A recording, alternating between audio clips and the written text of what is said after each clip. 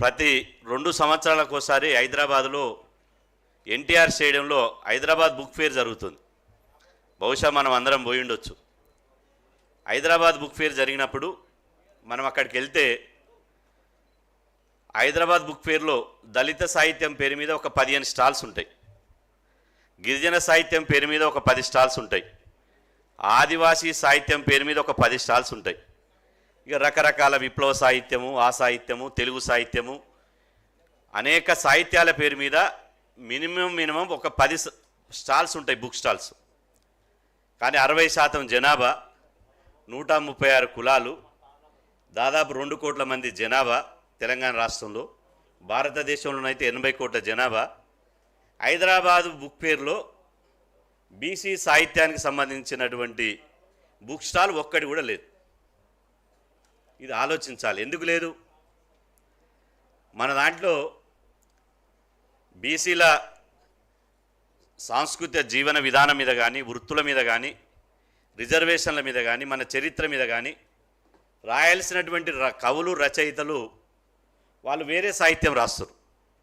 పుట్టిన కులాన్ని, పుట్టిన జాతిని గురించి రాయాల్సినటువంటి కవులు, రచయితలు ఒకరు అరసమని, ఒకరు విరసమని, ఒకరు ఇంకోరని, ఒకరు తెలంగాణ సాహిత్యం అని, ఇంకొకరు ఇంకొక సాహిత్యం అని పేజీలు రాశారు.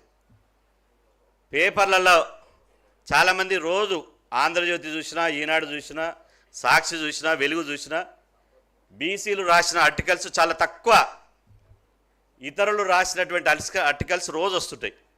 ఆ ఆర్టికల్స్ అన్ని బుక్ రూపంలో తీసుకొచ్చి వాళ్ళు పేజీలు నింపి రేపటి సమాజానికి అందిస్తారు. మనం రేపటి సమాజానికి ఏం అందిస్తున్నాం?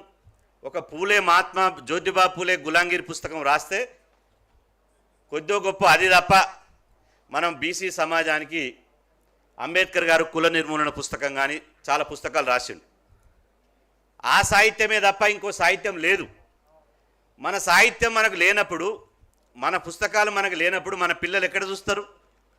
మన పిల్లలు క్రికెట్ ఆటలకు లేకపోతే ఫోన్లలోనో రకరకాలుగా చూస్తుంటారు. కానీ కవులు, రచయితలు చేయలేని పని ఇలా ఆన్ డ్యూటీలో ఉండి కూడా ఒక ఐఏఎస్ ఆఫీసర్ అయినా కూడా ఈ పుస్తకాన్ని అద్భుతంగా మన బీసీలకు అందించినటువంటి నరారు గారికి ప్రత్యేకంగా ధన్యవాదాలు తెలియజేస్తూ, ఈరోజు ఒక విషయం, నేను బస్ యాత్ర చేసినప్పుడు హుస్నాబాద్కు పోయినా. హుస్నాబాద్లో బస్సు యాత్ర అవుతుంది. బస్సు యాత్ర అయినప్పుడు గ్రామీణ ప్రాంతానికి సంబంధించిన ఒక పెద్ద ఆయన వచ్చాడు, ముసలాయన. అయ్యా నువ్వు బీసీ నాయకుడివేనా అంటే అవునయ్యా. మాట్లాడిన తర్వాత అన్నీ విన్నాడు.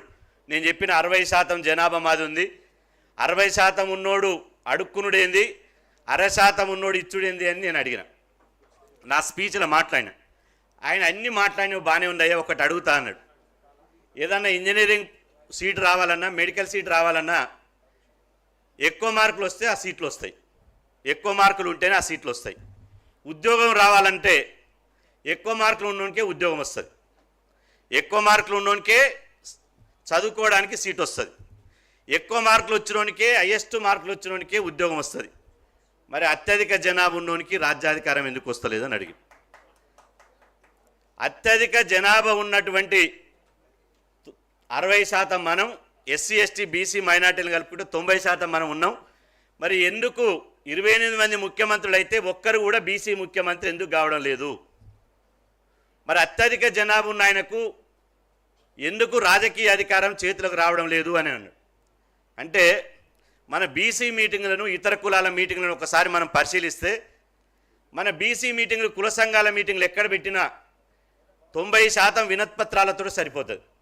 రవీంద్ర భారతిలో రాజకీయంగా ఉన్న వాళ్ళు మాట్లాడాలంటే కొంత ఇబ్బంది. నాకేమి ఇబ్బంది ఉండదు, నేను ఓటు అడిగేది ఉండదు. నేను రేపు రాజకీయాలలో చేయి చాపి ఎవరిని అయ్యా అప్ప అని దండం పెట్టేది ఉండదు. రెడ్ల మీటింగ్ పెడితే మీరు చూడండి, జేసీ దివాకర్ రెడ్డి, కమ్యూనిస్టులు ఉన్న రెడ్లు, కాంగ్రెస్ ఉన్న రెడ్లు, బీజేపీలు ఉన్న రెడ్లు, టీఆర్ఎస్ ఉన్న రెడ్లు రవీంద్ర భారతిలో మీటింగ్ పెట్టి వాళ్ళ పిలుపు ఒకటే పిలిపించారు. గంటల తరబడి ఉపన్యాసాలు ఇవ్వలే. వాళ్ళు రెండు నినాదాలు ఇచ్చారు. ఒకటి, ఈ దేశానికి రాష్ట్రపతి నీలం సంజీవరెడ్డి అయ్యాం. అదేవిధంగా ఈ రాష్ట్రానికి ఈ ఖమ్మంలో, ఈ వెలుమోళ్ళు 2, ఖమ్మంలో 6, బాపనోళ్ళు 2 తప్పించి మొత్తం ముఖ్యమంత్రులు మనమే. ఇక మిగిలింది ఏముంది? ప్రధానమంత్రి సీటు ఉంది. ప్రధానమంత్రి సీటు మీద రెడ్డిని ఎట్ట కూర్చోబెడదామో ఆలోచించండి అని పిలిపించారు. ఆ తర్వాత ఏ పార్టీ అని ఇవ్వని, అది దొంగల పాట లంగల పాట మనకు అనవసరం, గజ దొంగల పాట మనకు అనవసరం. కానీ ఒక రెడ్డోనికి ఏ పార్టీ అయినా టికెట్ ఇస్తే వాడు ఎడ్డోడా గుడ్డోడా కాదు. రెడ్డి సోదరులారా, వాడు ఎడ్డోడా గుడ్డోడా అని చూసుకోవద్దు, వాడు రెడ్డోడా కాడని చూసుకోండి, ఓటు గుద్దండి, మనోని చట్టసభలోకి పంపేయండి, అప్పుడే మన రాజ్యం వస్తుందని వాళ్ళు పిలిపించారు. ఖమ్మోలు మీటింగ్ పెట్టిరు. ఖమ్మోలు మీటింగ్ పెట్టి ఏం చేసేది తెలుసా? భారతదేశం అంతా పరిపాలించడం జర్రైతే మన వెంకయ్య నాయుడు రాష్ట్రపతి అయ్యేటోడు, కానీ నరేంద్ర మోదీ గారు పాపం పెద్ద ఆయన సోషల్ ఇంజనీరింగ్లో భాగంగా ఒక ఆదివాసీ బిడ్డకు రాష్ట్రపతి ఇచ్చిండు. అది పోయింది. జర్రైతే పోతుటి ముఖ్యమంత్రులం అయ్యాం, అన్నీ అయ్యాం. కానీ మనం ఇప్పుడు భారతదేశాన్ని కాదు పరిపాలించేది, ప్రపంచాన్ని శాసిస్తున్నటువంటి అమెరికాను మనం శాసించాలి అని చెప్పి వాళ్ళు ఒక పిలిపించారు. అందుకోసం అమెరికా ఎన్నికల్లో కమలా హారిస్ అని ఖమ్మామని నిలబెట్టారు. ఇప్పుడు చూడండి, మీరు పేపర్లలో, నేను పేపర్ల పేరు చెప్పను కానీ మళ్ళీ రాసే వార్తలు కూడా రేపు రోజు రాయరు నాకు పేపర్లు. ఏమని? తెలుగు అమెరికాలో సెనేట్లో ఉన్నాడు మనవాడే, మనవాడే అంటే ఓడు వాళ్ళ కులపోడే, అండ్లో ఉన్నాడు మనోడే, ఇంట్లో ఉన్నాడు మనోడే. చివరికి కరోనాలో రాజేందర్ అన్న కుటుంబ సభ్యుల కంటే ఎక్కువ కష్టపడి మనల్ని బతికించాడు. అది వాస్తవం. కరోనా ఇంజెక్షన్ కనిపెడితే దానికి ఎంత పని చేసిందో ఏమైందో మళ్ళీ గుండెపోట్లు వస్తున్నాయి మనందరికీ తెలుసు. కూర్చున్నట్టే పోతున్నాడు. ఆ ఇంజెక్షన్ కనుగొన్నది కూడా మనోడే, మనలేవే అని చెప్పారు. అంటే వాళ్ళు అంత చైతన్యంతో పోతుంటే మనం కూడా ఇంకా సబ్సిడీలు, ఇంకా వినతిపత్రాలు, అయ్యా అప్పల కాడ దండం దశకం పెట్టే కాడ ఉంటే మనకు రాజకీయ అధికారం రాదు. నేను చివరిగా చెప్పేది ఏంటంటే, చాలామంది ఏమంటారంటే, ఒకరేమో కాంగ్రెస్లో ఉన్న ఆయన కాంగ్రెస్ శకం ఆరంభమైంది అంటాడు, బీజేపీలో ఉన్నోళ్ళు బీజేపీ శకం ఆరంభమైంది అంటారు, టీఆర్ఎస్లో ఉన్నోళ్ళు టీఆర్ఎస్ శకం ఆరంభమైంది అంటారు. నేను అంటున్నా, మీ శకం ఏం ఆరంభమైందో నాకు తెలియదు కానీ 100% ఇప్పుడు బీసీల శకం ఆరంభమైంది. 2009లో చూసుకోండి, 100% బీసీ ముఖ్యమంత్రి కాబోతున్నాడు. ఎవరైనా సరే 100% బీసీ ముఖ్యమంత్రి కాబోతున్నాడు. కాబట్టి మనమేం చేయాలి? పుండు ఒకరికైతే ఆయింట్మెంట్ ఇంకొకడు రాయద్దు. పుండు దాసో శ్రవణ్ కన్నా అయితే ఆయింట్మెంట్ కృష్ణమోహన్ రావు కన్నా రాస్తే తక్కువ అవుతుందా? కడుపు నొప్పి నాగులేస్తే ప్రకాశన్నకు మందు కోలేస్తే తక్కువ అవుతుందా? మనము పార్టీలు జెండాలను పక్కన పెట్టాలి. దయచేసి పార్టీలు జెండాలు మనవి కావు. ఇప్పుడున్న రాజకీయ పార్టీల అగ్రకులాల నాయకులను చూసుకోండి. ఒక రెడ్డి 8 పార్టీలు మారిండు తెలంగాణలో, 8 పార్టీలు. మళ్ళీ వాళ్ళ కొడుకులను తీసుకొచ్చారు. ఒక కమ్మ 6 పార్టీలు మారిండు. మనోడు ఒక పార్టీకి వెళ్ళి బీసీకి వస్తే సపోర్ట్ చేయరంటే, నా తాత పార్టీ, నా తండ్రి పార్టీ, నా అయ్యా పార్టీ, నేను కూడా అదే పార్టీ అని బానిసత్వంలో ఉంటున్నాం. కాబట్టి దయచేసి ఈ పుస్తకాల ద్వారానైనా వచ్చేది బీసీ వాదమే. ఎవరు ఆపలేరు, ఎవరు అడ్డుకున్నా కూడా అందరూ. ఎందుకంటే పిసిసి అధ్యక్షుడు మహేష్ అన్న కూడా చెప్పిండు, ఖచ్చితంగా బీసీ ముఖ్యమంత్రి అవుతాడని. అంటే ఆయన అర్థమైంది, ఖచ్చితంగా వచ్చేసారి పెద్ద పదవి అన్నాడు, తర్వాత ముఖ్యమంత్రి పదవి అని రెండోసారి అన్నాడు. వచ్చేది బీసీ వాదమే అన్నాడు. ఆల్రెడీ నరేంద్ర మోదీ గారు లాల్ బహదూర్ స్టేడియంలో లక్షల మంది సాక్షి చెప్పిండు, తెలంగాణ గడ్డకు ఒక బీసీ ముఖ్యమంత్రిని అందిస్తా అని చెప్పి.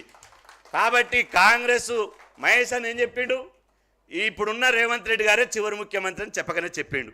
కాబట్టి ఈ పార్టీ అయినా ఆ పార్టీ అయినా ఏది ఏమైనా మనం ఐక్యంగా ఉంటేనే, సంఘటితంగా ఉంటేనే, దయచేసి పార్టీలను పక్కన పెట్టి మన హక్కుల కోసం పోరాడితేనే ఇవాళ ఖచ్చితంగా మన రాజ్యాధికారం వస్తుంది. మన రాజకీయ అధికారం వచ్చిన తర్వాత తమిళనాడు చూసుకోండి, స్టాలిన్ గారు ఎప్పుడన్నా వినతిపత్రం పట్టుకుంటాడా? అక్కడ తమిళనాడులో అగ్రకులాలు ఏమడుగుతున్నారు? మా జనాభా దామాసి ప్రకారం మాకు మంత్రి పదవులు ఇవ్వండి అని తమిళనాడు అడుగుతున్నారు. బీహార్లో అదే అడుగుతున్నారు. కానీ ఇక్కడ మాత్రం 60% ఉన్నోళ్ళం మా జనాభా ప్రకారమే అని మనం అడుక్కునే కాడున్నాం. అడుక్కోద్దిగా రాజకీయాలను శాసించాలి, శాసించే దిశగా మనం అందరం పోవాలని చెప్పి సందర్భంగా తెలియస్తూ మరొకసారి ఇంత గొప్ప పనిచేసినటువంటి నరహరి సార్కి ప్రత్యేకంగా అభినందన తెలియజేసుకుంటూ సెలవు తీసుకున్నాను.